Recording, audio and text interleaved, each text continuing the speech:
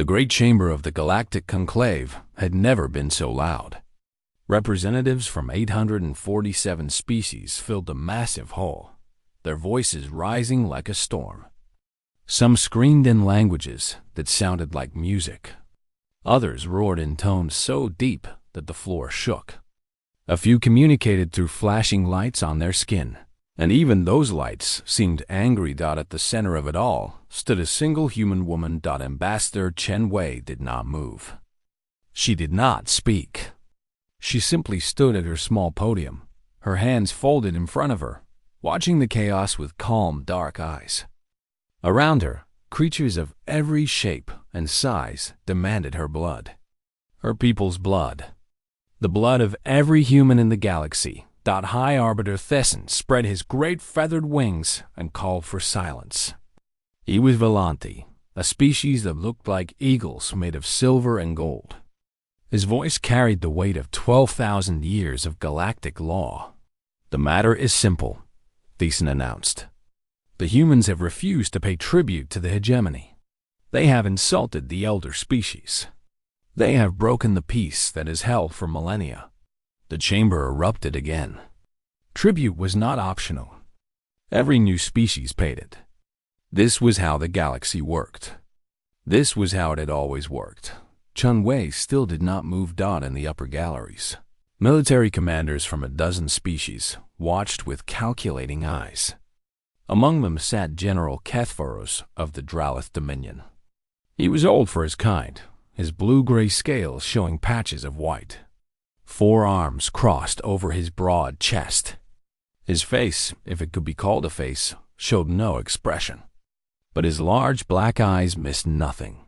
He had conquered 43 worlds in his long career. He knew what war looked like before it began. And he could see it beginning now. "The humans have 15 colony worlds," called out a delegate from the Merchant Coalition. 15. "We command millions of ships. Billions of soldiers. They are nothing. They are insects. Crush them and be done with it." Cheers followed this statement. Stomping feet. Clicking mandibles. The galaxy was united in its anger. Thesson raised a wing for silence again. "The humans will be given one final chance to speak. Ambassador Chen Wei, do you wish to address this conclave?" For the first time, the human woman moved. She looked up at the thousands of alien faces staring down at her with hatred. She looked at the military commanders who were already planning her species' destruction. She looked at High Arbiter Thesson, who had already decided her fate. And then she smiled. It was a small smile. Polite, almost gentle. But something about it made General Kethphoros sit forward in his seat. "Thank you, High Arbiter," Chen Wei said. Her voice was soft, but the chamber's acoustics carried it to every corner. "I will not waste the conclave's time with arguments. You have made your feelings clear. You believe humanity should bow. You believe we should pay tribute for the privilege of existing in your galaxy." She paused. The silence was heavy. "We will not." The roar that followed shook dust from the ancient ceiling. Delegates threw objects. A few had to be restrained by security drones. Through it all, Chen Wei stood perfectly still, waiting. When the noise died down enough for her to be heard, she continued. "But I would like to offer an invitation. Before you vote for war, I invite any representative here to visit Earth, our home world. See where we come from. See what made us who we are." She looked directly at the military gallery. "See what you would be fighting. Is that a threat?" Thesson demanded. "No, High Arbiter. It is simply information. We believe in informed decisions." She folded her hands again. "That is all I have to say." The vote was called within the hour. It was not close. 812 species voted for war. 29 voted for further discussion. 6 abstained. General Kethphoros was one of the 6. As the chamber emptied. As fleet commanders began sending orders to their ships. As the machinery of galactic war began to turn, Ketferos made his way down to the Arbiter's private chambers. Guards tried to stop him. He did not slow down. His reputation opened doors that would have remained closed to anyone else. Thiessen was studying holographic maps of human space when Ketferos entered. The Volanthi looked up with irritation. "General, the vote is complete. Your Dominion's forces are expected to. I have been to Earth." The words hung in the air. Thiessen's feathers flattened against his body. "What? 18 cycles ago. A reconnaissance mission. Standard procedure for new species." Ketferos moved to stand across from the Arbiter, his forearms still crossed. "I spent 4 months on their homeworld. I walked among them in disguise. I saw their cities, their wilderness, their history." Thiessen's golden eyes narrowed. "And you said nothing? When this vote was called, you said nothing?" "I abstained. That is not the same as warning us." "Would you have listened?" Ketferos asked quietly. "Would any of them have listened? They see 15 colony worlds and think, easy victory. They see soft skin and small bodies and think, weak prey." His scales shifted color slightly, a sign of deep emotion among his people. "They are wrong." Thiessen spread his wings in frustration. "Then speak now. What did you see on Earth that troubles you so greatly?" "They are primitives. They have only had faster-than-light travel for 2 centuries. Their weapons are generations behind ours." Ketferos was silent for a long moment. When he spoke, his voice was heavy. "Their weapons do not matter. Their ships do not matter. What matters is their world. What matters is what that world created." He moved toward the holographic display and changed it with a gesture. Earth appeared, blue and green and white, spinning slowly in the light. "We call our homeworlds garden worlds," Ketferos said. "Gentle places, safe places, worlds that allowed life to grow in peace." He touched the image of Earth, and data began scrolling alongside it. "This is not a garden world, Arbiter. This is what our scientists would classify as a Class 7 death world. Before I visited, we thought such a classification was theoretical, impossible. No sapient species could evolve on such a world." He turned to face Thiessen. "We were wrong. And before you send our children to die fighting the creatures that world produced, you will hear what I witnessed. You will understand what we face. And then, perhaps, you will reconsider this war." Thiessen stared at him for a long moment. Then, slowly, he reached for his communicator. "I am calling the fleet admirals. All 12 of them. You will tell them everything." Ketferos nodded. "Clear your schedule, Arbiter. This will take some time."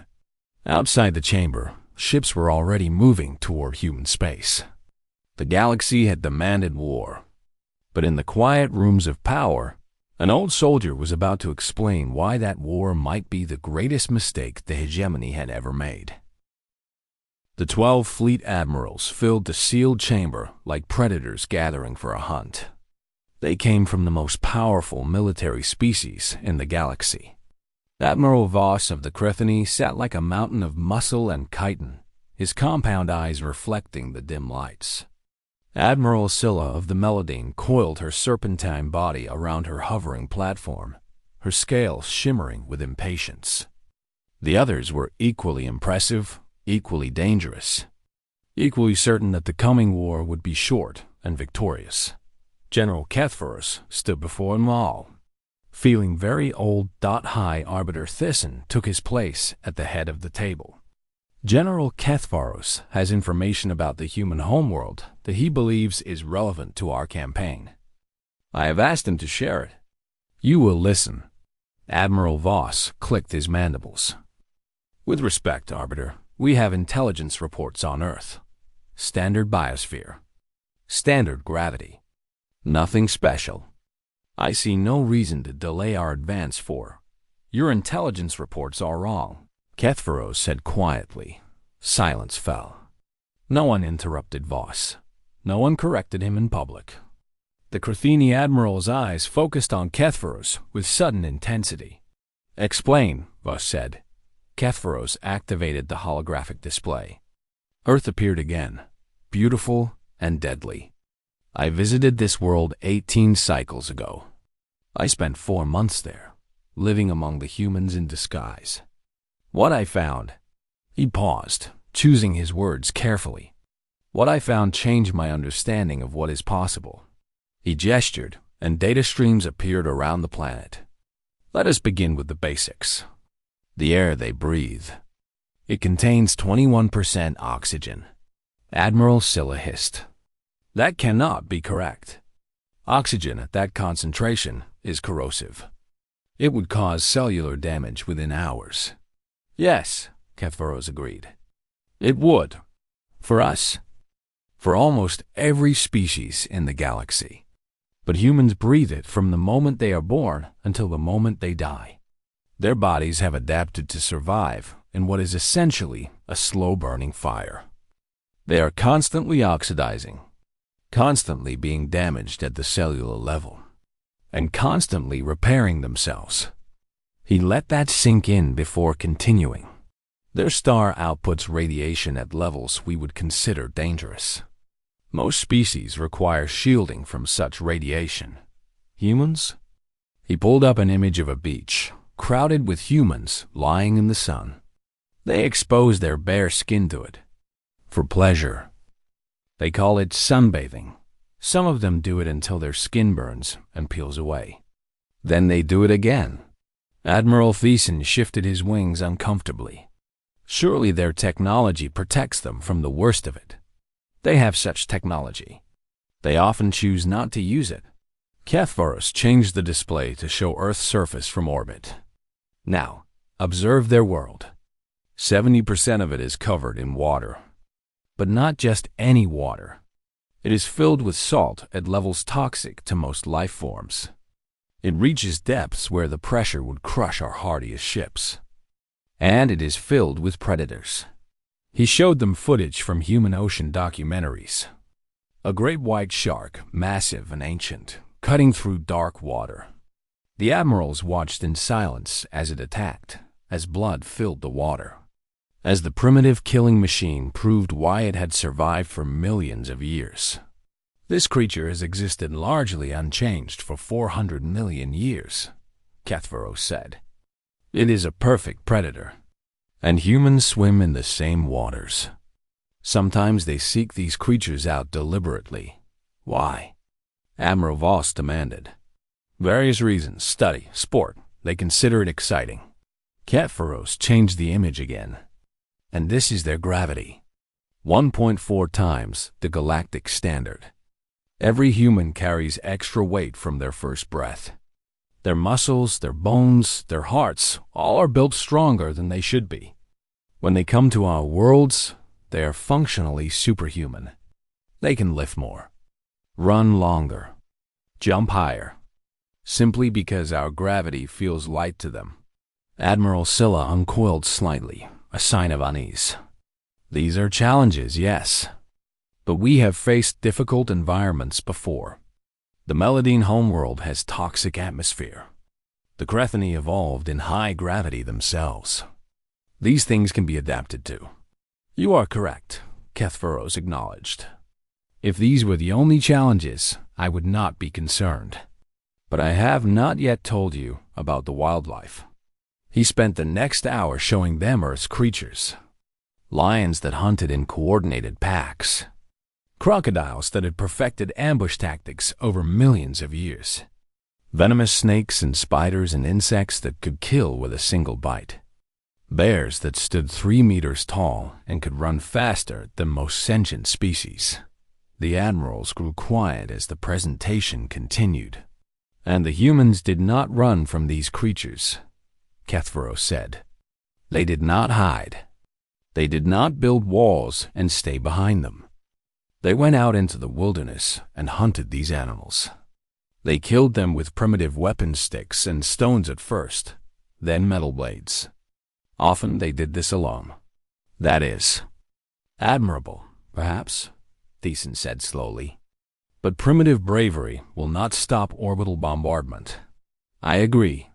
But you must understand what this world did to them. It did not just give them strong bodies. It gave them something else. Something harder to define. Kepharos pulled up a different kind of data: medical records, biological analyses. They are filled with microorganisms. Bacteria, viruses, parasites, constantly. Right now, as we speak, there are millions of microscopic creatures living in and on every human body. Admiral Voss recoiled. Disease organisms? Some of them. Some are beneficial. Some are deadly. But here is the important part. Their immune systems are at war every moment of every day. Their bodies have learned to fight, not just with muscles and weapons, but at the cellular level. When a disease enters a human body, it faces an army of specialized cells that have been fighting since before that human was born. He showed them footage of white blood cells attacking bacteria. The violence was startling: tiny wars playing out in drops of blood. They get sick constantly, Kepharos continued. Diseases that would kill us in hours. And they survive. They recover. They become stronger. Their bodies remember every enemy they have ever faced and prepare for them to return. The chamber was very quiet now. Admiral Scylla spoke carefully. General, these are fascinating biological details. But we are planning a military campaign, not a medical study. What does this have to do with their ability to wage war? Kepharos' scales darkened, a sign of deep seriousness among the Dralith. Everything, Admiral, everything. Because you must understand, Earth did not produce a species that knows how to live in peace. Earth produced a species that has been fighting for survival every single day since the first human drew breath. They fought their world. They fought its creatures. They fought microscopic invaders they could not even see. He paused, looking at each admiral in turn. And they fought each other. Constantly. Brutally. For their entire history. His voice dropped lower. What I have shown you so far is merely the environment they survived. What I must show you next is what they have done to each other. What they do for entertainment. What they call normal. He pulled up new files footage of human warfare, human sports, human medicine. I have not told you about persistence hunting, or their concept of extreme sports, or what they did when they split the atom. Admiral Thiessen's feathers were fully flat now, a sign of deep fear among the Volanthi. Continue, General. We are listening. Kepharos nodded slowly. I only hope you are prepared for what comes next. The holographic display shifted to show a wide African plain under a burning sun. Tall grass stretched to the horizon. In the distance, a group of antelope grazed peacefully. Then the humans appeared. There were 4 of them, moving at a slow jog across the plain. They carried simple spears. Nothing more. The antelope saw them coming and ran. Within seconds, they had disappeared over a distant hill. Admiral Voss clicked his mandibles impatiently. The prey escaped. What is the point of this? Watch. Kepharos said. The humans did not stop. They did not turn back. They kept jogging in the direction the antelope had fled. Minutes passed. The sun climbed higher. Sweat began to pour from the humans' bodies. They are overheating, Admiral Scylla observed. They should seek shelter. Their bodies cool themselves through sweating, Kepharos explained. Most Earth animals cannot do this efficiently. They must stop and pant or find shade or die. Humans simply keep moving. The footage continued. Hours passed, compressed into minutes. The humans found the antelope again. The animals ran again. And again, the humans followed. This pattern repeated. Again. And again. By the 4th hour, the antelope was slowing. By the 6th hour, one of them could barely walk. It stood on trembling legs, sides heaving, eyes wild with exhaustion and something deeper: fear, incomprehension. Why would anything follow this long? Why would anything refuse to give up? The humans walked up to it casually. The antelope tried to run, but collapsed after a few steps. One of the humans drove a spear into its heart. It was almost a mercy. The chamber was silent. "This is called persistence hunting," HFY said. "Humans cannot outrun most prey. They are not fast enough. But they do not need to be fast. They only need to keep going. Their bodies are built for endurance beyond anything else on their world. Beyond, perhaps, anything in this galaxy." He changed the footage. Now the display showed a frozen mountainside, winds howling, snow blinding white. A line of humans climbed slowly upward, roped together, fighting for every step. "This is called mountaineering," HFY continued. "This particular mountain is named Everest. It is so tall that the air at its peak cannot support life. Humans who reach the summit are slowly dying the entire time they are there." Admiral Thiessen leaned forward. "Then why do they climb it?" "Because it is there." Those are the words one of them used. Because it exists, and they wanted to prove they could reach the top. HFY highlighted the death statistics that scrolled alongside the footage. Hundreds have died attempting this climb. They leave the bodies where they fall. It is too dangerous to bring them down. And yet every year, more humans come to try. He showed them other mountains, other climbs, frozen corpses in bright clothing, left where they had fallen, passed by other climbers on their way up. "They do not stop for the dead?" Admiral Scylla asked, disturbed. "If they stop for the dead, more would die. So they keep climbing." HFY changed the display again. "This behavior is not unusual among them. Watch." The new footage showed humans jumping from aircraft, falling through open sky. Some opened parachutes. Some did not, relying on special suits that let them glide. This is called skydiving. They throw themselves from flying machines for entertainment. Humans surfing waves taller than buildings. Humans swimming with the sharks he had shown earlier. Humans racing vehicles at speeds that turn crashes into fireballs. Humans fighting each other in rings, blood and sweat flying, crowds cheering. "They call this one boxing," HFY said as two humans beat each other with their fists.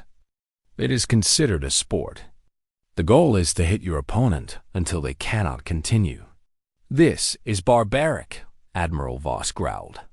"Yes, and extremely popular. They pay large amounts of money to watch it.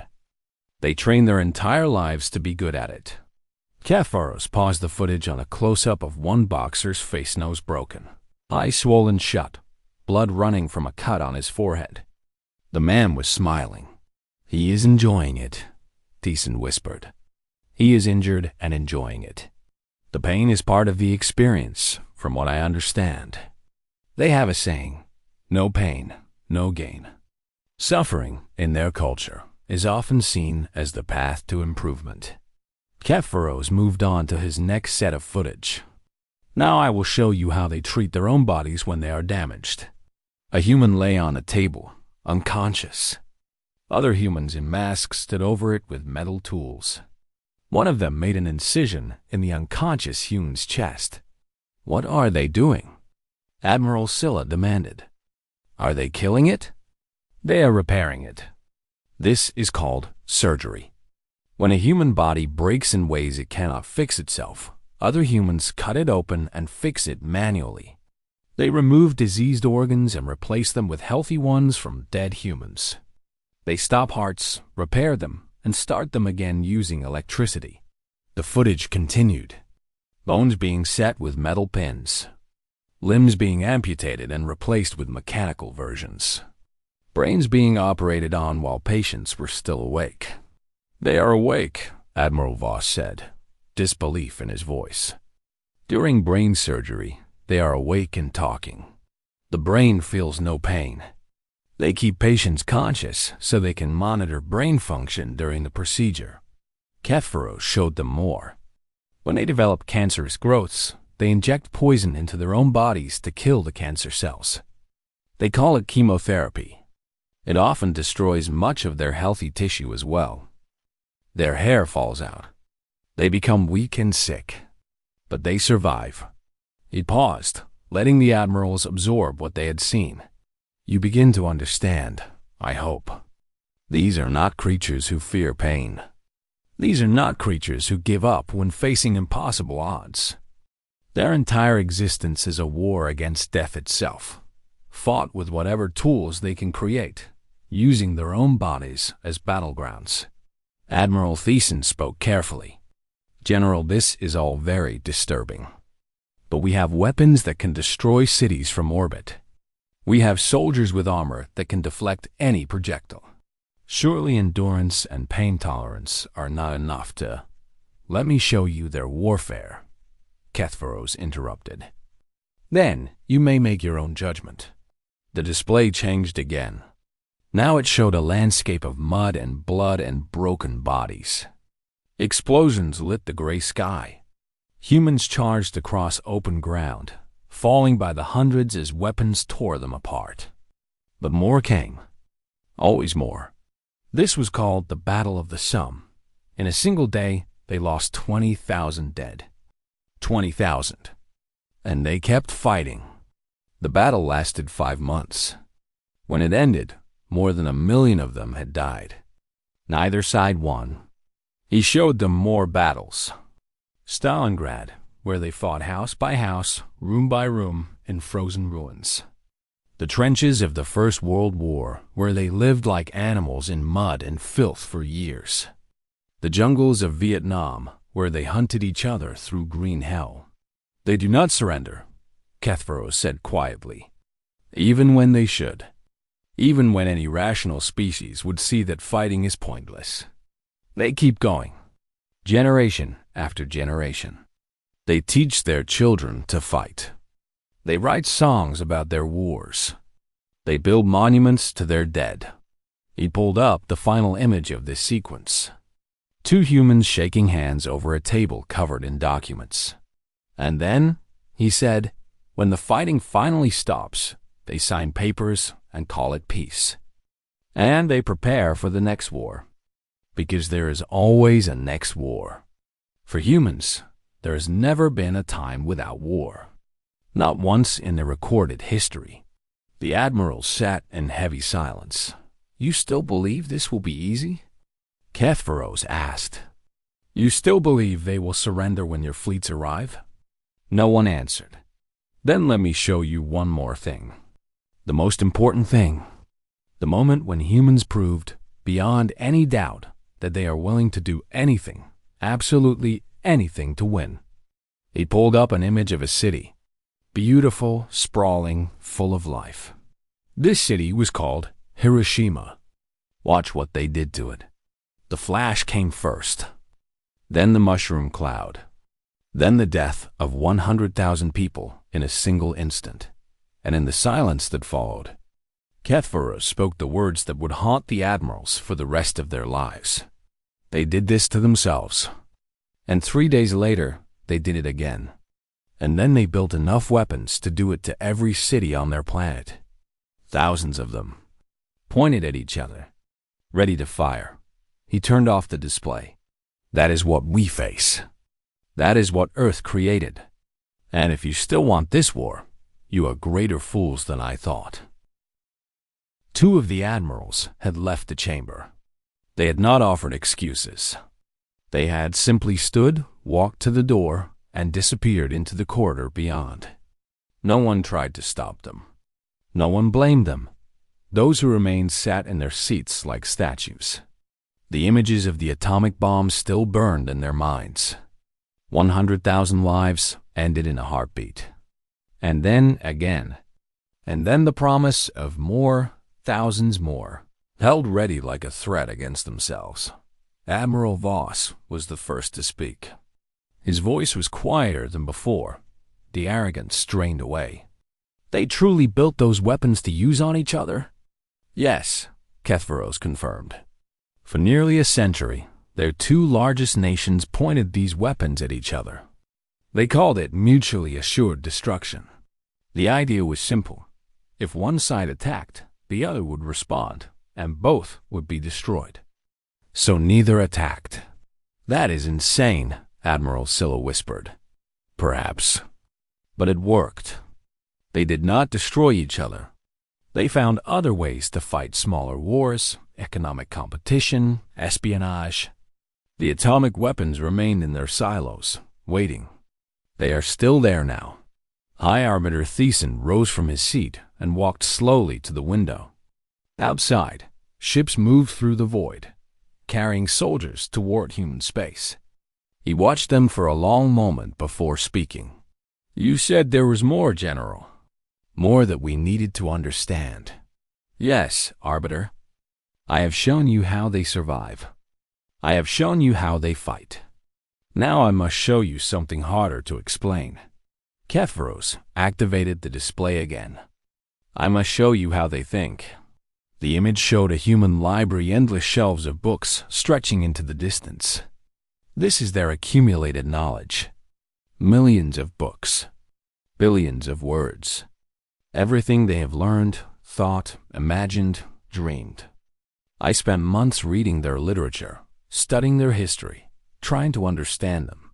He pulled up specific texts. They have a word that does not translate into any galactic language.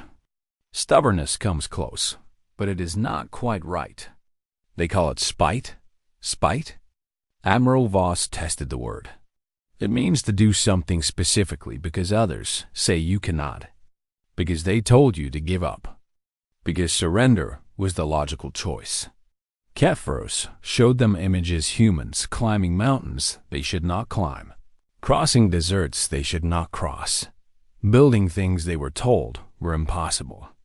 They will endure enormous suffering simply to prove that they can, simply to show that no one and nothing can make them quit. He pulled up a quote and displayed it on the screen. The best revenge is living well. This is one of their sayings. When someone wrongs them, their response is often to succeed spectacularly, not just to survive, but to thrive, to make their enemy watch them thrive. Admiral Thiessen turned from the window. This is a cultural attitude, nothing more. Attitudes can be broken. Enough pressure, enough pain. No, Kethvaros said firmly. You do not understand. Let me show you. He brought up footage of a human runner. The man was not young, his hair was gray, his face lined with age. He ran through a desert, alone, the sun beating down mercilessly. This man is running across the largest desert on Earth, alone, without support. He will run for weeks. Why? Admiral Scylla demanded. To raise money for sick children. Humans do this constantly. They hurt themselves to help others. They call it charity, but it is more than that. It is proof. Proof that they can do impossible things. Proof that their will is stronger than their bodies. Proof that nothing, not even their own limitations, can stop them. He showed them more examples. A woman swimming across an ocean. A man climbing a mountain with no legs, pulling himself up with his arms alone. A group of humans dragging heavy sleds across frozen Antarctica, thousands of miles in sub-zero temperatures. They do not do these things for survival, Kethvaros explained. Survival would mean staying home, staying safe. They do these things because the challenge exists, because the impossible calls to them like a song. Admiral Voss shifted uncomfortably. And if we attack them? If we destroy their worlds, kill their people? Surely that will break this spite. Kethvaros was quiet for a moment. Then he pulled up his final set of images. During my time among them, I studied a particular conflict. They called it the Resistance. It happened when one group of humans conquered another. The conquered people were told to submit, to accept their new rulers, to give up their way of life. He showed them photographs. Ordinary humans, farmers, teachers, factory workers, hiding weapons, passing messages, planning in secret. They refused, even when the punishment for resistance was death, even when their families were threatened, even when they had no chance of victory. Even when they had no chance of victory, they fought in shadows. They sabotaged. They killed when they could and died when they were caught. One photograph showed a young woman standing before a firing squad. Her hands were tied. Her eyes were calm. She was 19 years old. They offered her life if she would give up the names of other resistance fighters. She refused. Her last words were, "Long live liberty." The chamber was completely silent. "This is what you face," Kethvero said softly. "Not just soldiers with weapons. Not just ships and technology. You face a species that would rather die than submit. A species that has been fighting impossible odds since before they could walk upright. A species that, when you push them into a corner, does not surrender, it evolves. It adapts. It finds a way." He turned off the display and faced the remaining admirals directly. "I have one more thing to tell you. Something I have never told anyone." The admirals leaned forward. "Near the end of my reconnaissance mission, I was discovered. A human figured out that I was not what I appeared to be. He confronted me alone, at night, in an empty building." Kethvero's scales shifted color at the memory. "He was old, frail. He could not possibly have harmed me. I could have killed him with a single blow. What happened?" Thiessen asked. "He asked me why I was there. I told him the truth, that I was studying his people, that my government wanted to know if humans were a threat." He laughed. Kethveros paused.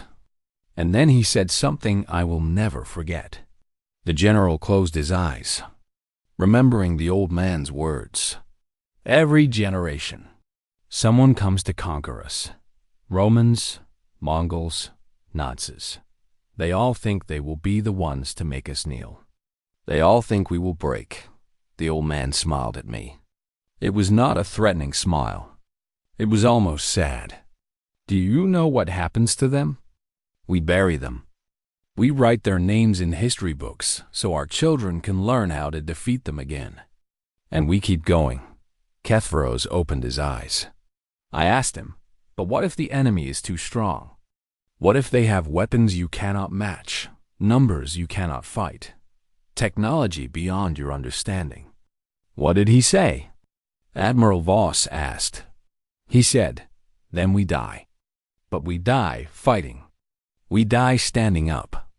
And we make them pay such a price in blood that they will think twice before they come for us again." Kethveros looked at each admiral in turn. "That is what he said. That is what they believe. Not just this one old man, all of them. I saw it in their children's stories, in their songs, in the way they raise their young." He stepped back from the center of the room. "We can win this war. Our fleets are larger. Our weapons are stronger. We can burn their worlds and scatter their people across the void." His voice dropped to barely a whisper. "But we will not conquer them. We will not break them. We will create something worse than enemies. We will create humans with nothing left to lose. Humans with children to avenge. Humans with a cause worth dying for." He headed for the door. "When you give the order to attack, Admiral Voss, remember that old man's smile. Remember what he said. And ask yourself if you are ready to become a lesson in their children's history books." He left the chamber without looking back. The Galactic Conclave reconvened 3 days later. Rumors had spread like fire through the great station. Delegates whispered in corridors. Military officers gathered in small groups, speaking in low voices. Something had changed. Everyone could feel it, even if they did not know what. The chamber was fuller than before. Species who had sent minor representatives now sent their highest officials. The military gallery was packed, and at her small podium, Ambassador Chen Wei stood exactly as she had before, calm, Patient, waiting. High Arbiter Thiessen took his place at the center of the chamber. His feathers were dull, his movements tired. He looked like a creature who had not slept in days. "The conclave will come to order," he announced. His voice lacked its usual authority. "Before we finalize the military action against humanity, a motion has been raised to reconsider. General Kethvaris of the Dralith Dominion has requested to address the full assembly." Murmurs swept through the chamber. Kethvaris was legendary. His word carried weight. When he walked to the central platform, silence fell immediately. The old general looked out at the thousands of faces before him. He had conquered worlds. He had commanded fleets. He had never felt fear before battle. He felt it now. "3 days ago," he began, "I shared information with the fleet admirals about the human homeworld. Information I gathered during a reconnaissance mission 18 cycles ago. I told them about Earth, what kind of world it is, what kind of creatures it produces, what kind of people the humans are." He paused, gathering his thoughts. "I could repeat everything I told them. I could show you the footage, the data, the evidence. But I do not think that is necessary. I think instead, I will tell you a simple truth." He looked directly at Ambassador Chen Wei. She met his gaze without expression. "If we invade Earth, we will win the first battle. Perhaps the second. Our fleets are larger. Our technology is superior. We will glass their cities. We will break their ships. We will kill millions of them." The chamber was completely silent, and then they will keep fighting. He let those words hang in the air. They will fight from caves, from ruins, from ships held together with nothing but hatred and spite.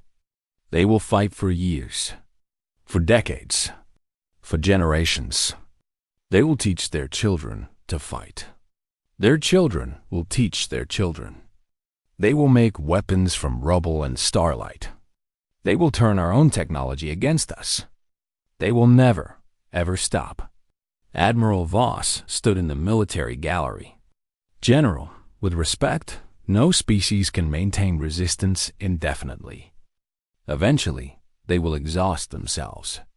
Eventually, they will—" "No," Kethvaris interrupted. "You do not understand. You cannot understand, because you did not grow up on a death world. You did not evolve on a planet that tried to kill you every single day. You did not survive ice ages and plagues and predators in each other." He turned to address the full chamber. "Earth did not make humans strong. Earth did not make them fast. Earth did not make them clever, although they are all of these things. Earth taught them something more important. Earth taught them to endure, to look at impossible odds and whisper, 'Not today.'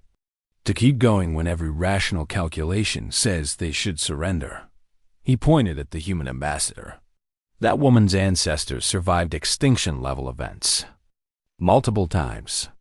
Her people have been fighting something, their world, their animals, their diseases, each other, for their entire existence. They do not know how to give up. It is not in their blood. It is not in their culture. It is not in their souls." His voice grew heavy with certainty. "We can hurt them. We can wound them terribly, but we cannot break them. And every wound we give them will become a reason to keep fighting. Every death will become a martyr. Every destroyed city will become a rallying cry that echoes through generations." He stepped back from the podium. "I have conquered 43 worlds. I know what victory costs, and I know what defeat looks like.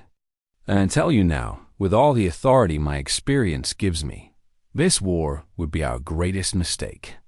Not because we would lose it, because we would never be able to end it." The silence stretched for a long moment. Then High Arbiter Thiessen rose. "The conclave will vote again on the matter of military action against humanity. All those in favor of proceeding with the invasion." A handful of lights flickered on. Perhaps 50 species out of more than 800. All those in favor of opening diplomatic relations and withdrawing the war order. The chamber blazed with light. Species who had screamed for human blood 3 days ago now voted for peace. The change was overwhelming. "The motion carries," Thiessen announced. "The war order is rescinded. Fleets will stand down.